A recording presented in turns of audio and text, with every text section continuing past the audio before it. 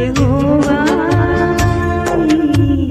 చేతి పని అయిన నాపై ఎందుకింత ప్రేమ మంటికి రూపమిచ్చినావు మహిమలు స్థానమిచ్చినావు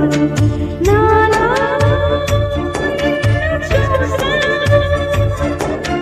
నీలో నన్ను దాచావు నిస్వార్థమైన నీ ప్రేమ మరణము కంటే బలమైనది నీ ప్రేమ సృష్టికర్తవైన యెహోవా